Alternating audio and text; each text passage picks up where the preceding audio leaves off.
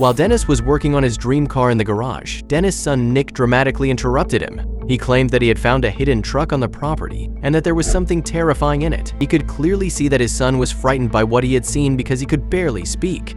Dennis, therefore, decided to investigate it and see if his son was telling the truth. But Dennis didn't know that what was hidden in that truck would turn his life upside down. But before we start, smash the like button and make sure to subscribe if you haven't, and hit that notification bell so that you won't miss any new stories.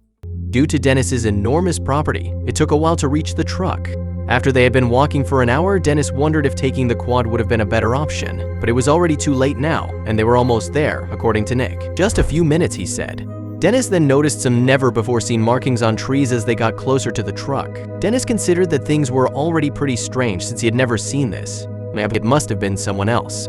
It is even more. Maybe his son Nick was telling the truth after all. When they were almost at the truck, things even got stranger. Dennis and Nick spotted a lot of trash on the side of the road. The truck was obviously hidden because it was covered with a net. Dennis indicated that it was probably hidden for a reason, and his assumption would be confirmed just moments later. Dennis removed the net and there it was, a hidden truck in the middle of Dennis's property. He just couldn't believe this was truly happening. This was no place for a truck because there was no road or whatsoever nearby, so how on earth did a truck end up here? So Dennis said to Nick, "Stay here, son. I'm going into the truck." So Dennis was quite frightened by the loud bang, and when he looked back, he saw Nick running away.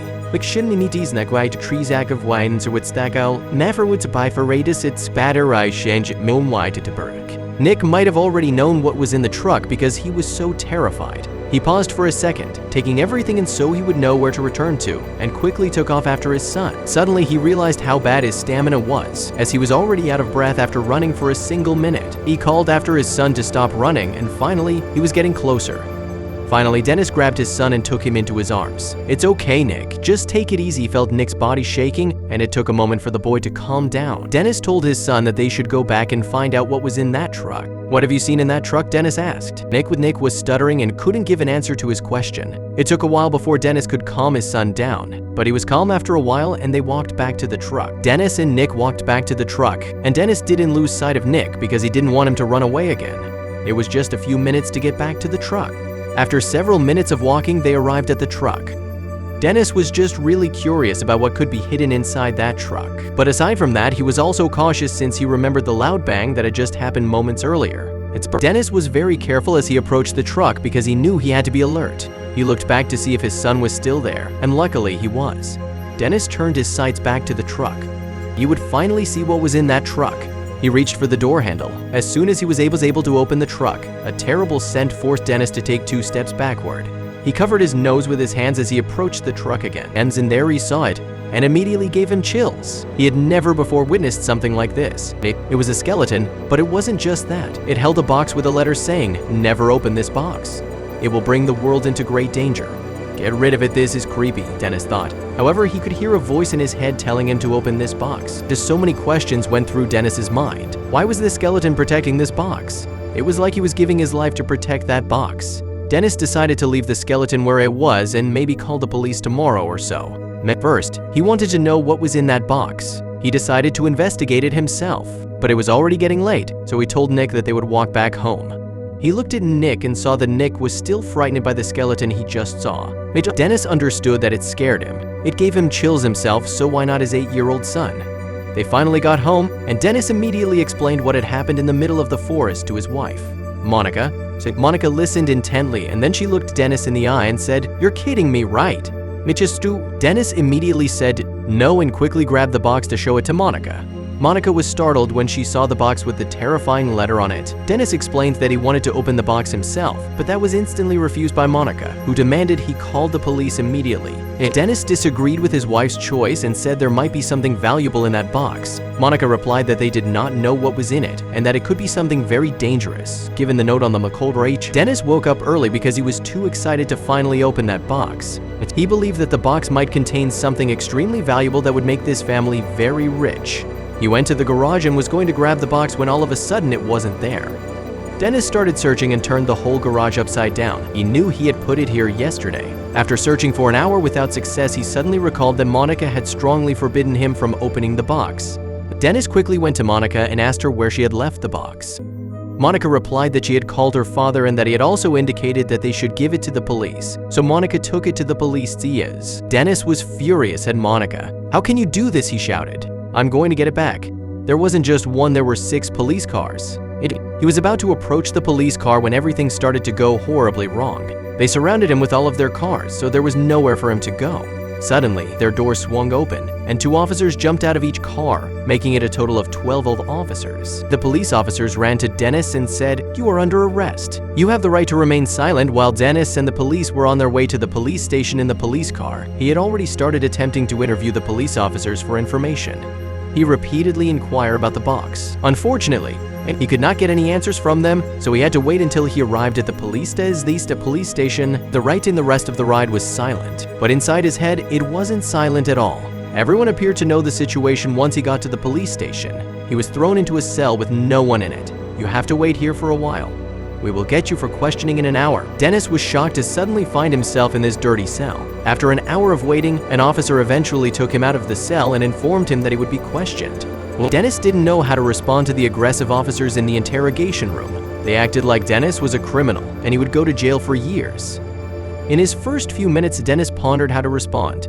He knew that anything he said could be used against him. A police officer constantly shouted it at Dennis. "Where did you get that box? That box is centuries old and contains a lot of danger." Dennis was not so much interested in the policeman because he was just thinking about what was inside that box. Did they already open it? The officers got the idea that Dennis didn't care about all of this and almost felt like this was its way of confessing. Dennis said he would give permission to the police officers to take a look at his property so they could find the hidden truck. This way, Dennis' story could be verified and the officers would know that he was telling the truth. The officers agreed to this condition and Dennis was returned to his cell. When Dennis returned to his cell, he couldn't stop wondering what might be in that box. He also wondered if the police had already opened it. He wanted to call Monica now more than ever. He wanted to warn her about the police coming and maybe advise her to take Nick to her grandparents. They continued to tell him they had arrived at an empty farm. "We tried ringing the doorbell and to check with your wife if it was all right. We searched the perimeter, but she wasn't home. So, we went straight to the coordinates you provided and indeed found the truck with a human skeleton inside." It was a bit of a shock to hear they had found the skeleton. Deep down, he had hoped the bones would be fake. No one would ever want a dead body on their property. That could mean a court case could be needed. But that wasn't the only thing on his mind. "Okay, officers, you saw the truck, right? You know I'm telling the truth.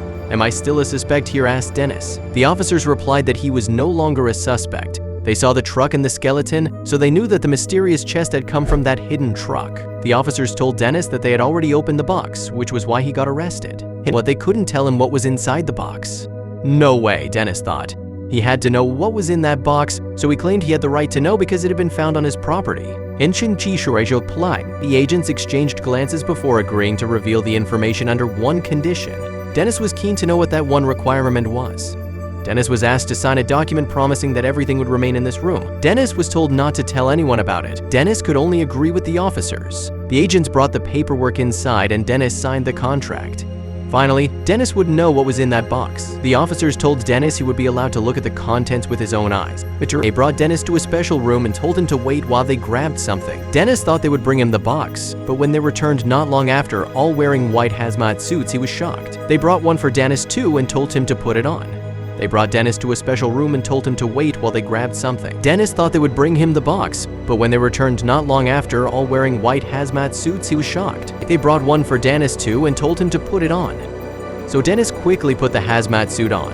After that, they guided him to another door. Dennis carefully followed the police officers inside the room. One of the officers was already standing over the box, ready to open it. Dennis quickly made his way to the table, and everyone else followed. When the table was surrounded by the officers and Dennis, the officer slowly opened the box. Dennis slowly opened his eyes again and saw an insect sitting inside the box. It looked unlike anything he had ever seen before, but what could an insect like that do for damage? "I can see your confusion," one of the officers suddenly said, "but this is no ordinary insect. This insect is infected with various diseases, and if it were to be let loose, a huge health crisis would begin," Dennis gasped. He quickly took a step backward and bumped into an officer. He had seen enough and wanted to leave the room as soon as possible to go home. Soon after, Dennis was released from jail. He raced home, where he hugged his wife and son tightly. The police took a few more days to clear out the truck and tow it away, but after that, Dennis was happy to never be involved in such a situation ever again. The end.